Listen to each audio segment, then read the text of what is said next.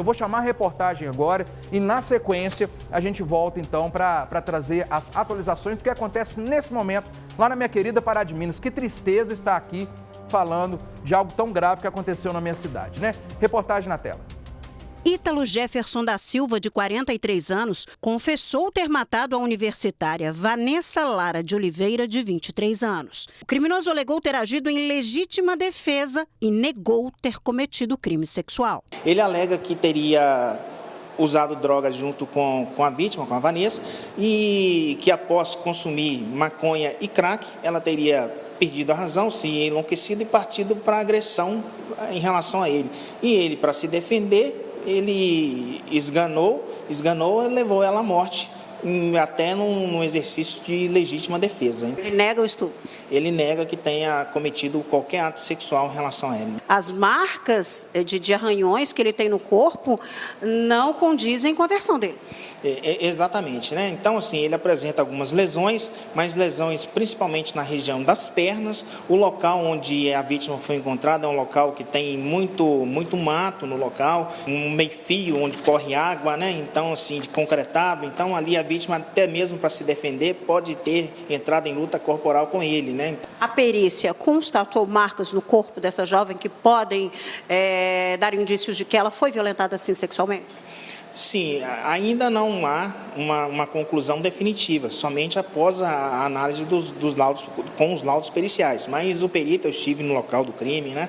E o perito também esteve lá e pôde comprovar, né, visualizar de uma forma preliminar algumas lesões aparentes no rosto, na região genital da vítima. Então, assim, numa análise preliminar, pode-se dizer que houve alguma coisa de índole sexual em relação à vítima, infelizmente. Vanessa desapareceu na tarde da última segunda-feira, depois de sair do trabalho em Juatuba. O corpo da jovem foi encontrado no dia seguinte, em um terreno baldio, às margens da BR-262. Foram os próprios parentes de Ítalo que desconfiaram do envolvimento dele no crime. Após a prática do crime, ele chega com algumas lesões pelo corpo, dorso, principalmente nas pernas. Então, a família o questiona qual seria a origem dessas lesões. E ele afirma que tinha sido agredido por 2 homens em virtude de crimes anteriores que ele teria participado, represálias por crimes anteriores. Então, desafetos dele. Então, ele alega que teria sido agredido, que esses homens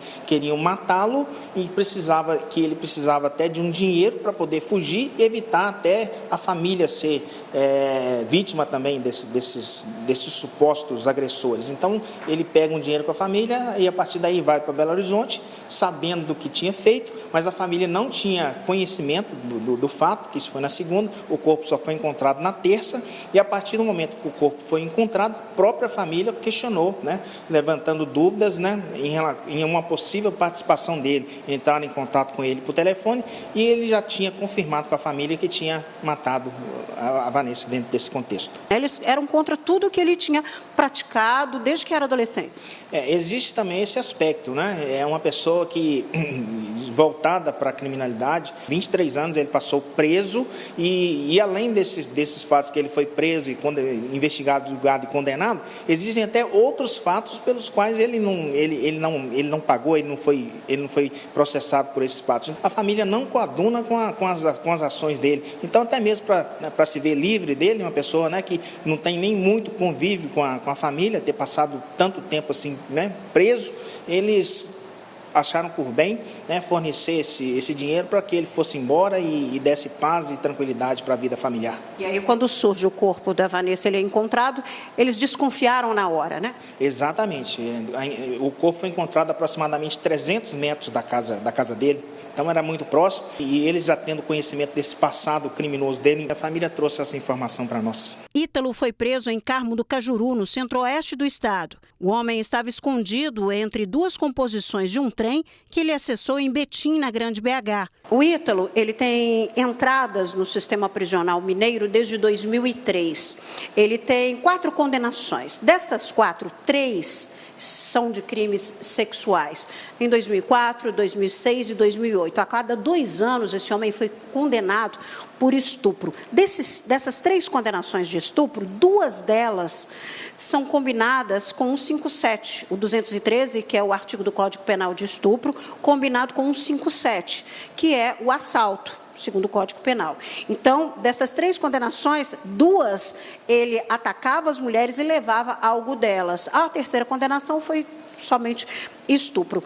Ele foi condenado a 6, 7, 5 anos por esses estupros, isso lá em 2002. Então, ele já pagou por estes crimes, né? Ele já pagou por estes crimes, aí, essas condenações, elas já estão pagas. Em 2023, ele foi preso por tráfico de drogas e foi condenado a 8 anos.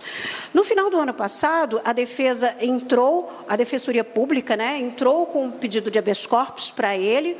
E o juiz, ao analisar o habeas corpus, entendeu que não era tráfico de drogas, que era por uso de drogas, e resolveu desqualificar e desconsiderar o tráfico de drogas e entendeu que era um uso de drogas. Então, extinguiu a pena dele de 8 anos de prisão e deu uma progressão de regime para ele, que estava cumprindo essa pena em regime fechado, para o semiaberto domiciliar. Então, ou seja, vai para casa, ficar quietinho lá e cumpre esse restante aí que você tem que cumprir com a justiça aí, referente ao uso de drogas. Só que ele deveria voltar na justiça no dia 2 de fevereiro para colocar tornozeleira eletrônica, para ser monitorado, e não voltou. E diante de tudo isso que aconteceu, a justiça foi expedido o mandado de prisão contra ele, mas o mandado de prisão, a prisão preventiva com relação ao assassinato da Vanessa, ele ainda será pedido para a Justiça para a gente terminar, delegado. O inquérito, ainda vocês estão esperando os laudos periciais para concluir e pedir a prisão dele com relação ao assassinato.